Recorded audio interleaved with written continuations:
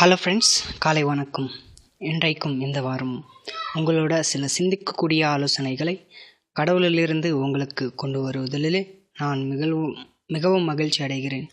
இன்றைக்கு நிறைய பேர் பாவத்தின் பாரம், பாவத்தின் சுமையை நான் எங்கே சென்று இறக்கி விடுவேன், எங்கே எனக்கு அந்த பாவத்தின் பாரத்திலிருந்து விடுதலை கிடைக்கும் என்று அலைந்து திரிவதை நான் பார்க்கிறேன்.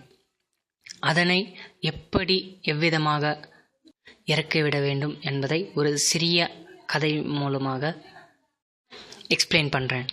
ஒரு ஊரில் ஒரு சிறியவன் அடங்காப்பிடாரியாய் இருந்து கொண்டிருந்தானா. அவனை அவங்களுடைய பெற்றோர்கள் ஒரு சாது இடத்தில் கூட்டி சென்று, ஐயா, இவனுடைய அடங்காப்பிடாரித்தனத்திலிருந்து இவனுக்கு விடுதலையாகும்படி இவனுக்கு நல்ல போதனைகள் சொல்லுங்க என்று சொன்னாராம். அந்த சாதுஜி அந்த சிறுவனை கூட்டி சென்று தன்னுடைய ஆசிரமத்தில் கூட்டி சென்று, உன்னுடைய இஷ்டம், நீ எந்த சுட்டித்தனமான வேலையும் பண்ணலாம், உன் இஷ்டம்னுட்டு சொல்லிட்டு அந்த பையன்கிட்ட சொன்னானா. ஆனால் நீ ஒரு தவறு செய்யும்போது இந்த மரத்தின் ஸ்தம்பத்தில் நான் ஒரு ஆணியை அடிப்பேன், நீ ஒரு நல்ல காரியம் செய்யும்போது அந்த ஆணியை பிடுங்கி விடுவேன் என்று சொன்னானா. அதை கேட்ட அந்த சிறியவன், இது என்ன, இது பைத்தியக்காரத்தனமாக இருக்கே, நான் என்னுடைய சுட்டித்தனமான வேலையை நான் பண்ணுவேன் என்று சென்று கொண்டே இருந்தானாம். முதல் நாளில் பயந்து கொண்டு ஒரு சிறிய தவறை செஞ்சானா. அதுக்கு அந்த சாது ஒரு ஆணியை எடுத்தார்.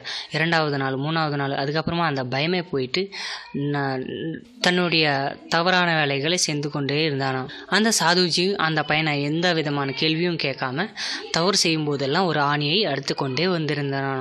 ஒரு நாளிலே அந்த பையன் சரி அந்த கம்பத்தில் எப்படி தான் இருக்கு என்று பார்த்தா அங்கே ஒரு சிறிய ஆணியை கூட அடிக்கும்படியான இடமே இல்லாதபடிக்கு அந்த கொம்பு ஃபுல்லாக ஆணிமயமாய் இருந்ததாம்.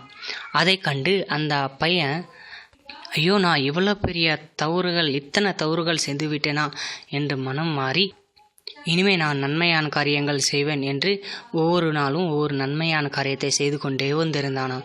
அந்த மாதிரி சில நாட்களில் அந்த ஆணிகள் எல்லாம் பிடுங்கி விட்டார்களாம்.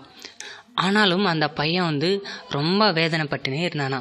அதுக்கு அந்த சாதுஜி, என்னப்பா நீ இப்போ நல்லவனா ஆயிட்டல்ல, ஏன் இந்த மாதிரி கவலைப்பட்டுன்னு இருக்கேன்னு கேட்டாராம். அதுக்கு அந்த பையன் சொன்னானா, அந்த ஆணிகள் எல்லாத்தையும் பிடுங்கி விட்டாலும் அந்த ஆணி செய்த அந்த ஹோல்ஸ் எல்லாம் அந்த கம்பம் ஃபுல்லாக இருக்குல்ல என்று வேதனைப்பட்டானா.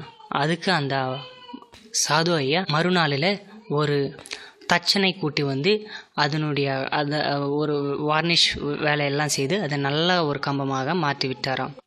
அவ்விதமாகவே இன்றைக்கும் நிறைய பேர் தன்னுடைய பாவங்களிலிருந்து வெளியே வந்தாலும் அந்த பாவத்தின் பாரத்தை சுமந்து கொண்டே இருக்குவோமே என்ற என்னுடைய மன சூழ்நிலைகளே இருக்கலாம். பாவிகளை ரட்சிக்க கிறிஸ்து இயேசு இந்த உலகத்திற்கு வந்தார் என்று நாம் பார்க்கிற விதமாக அவர் நம்மை ஒரு புது சிருஷ்டியாக மாற்றிவிடுவார். அந்த கம்பத்தை எவ்விதமாக ஒரு புது சிருஷ்டியாக மாற்றினாங்களோ அது அவ்விதமாகவே நம்மளையும் ஒரு புது சிருஷ்டியாக மாற்ற அவர் வல்லவர். இந்த ஆலோசனையோடு நான் முடித்துக் கொள்கிறேன். தேங்க்யூ.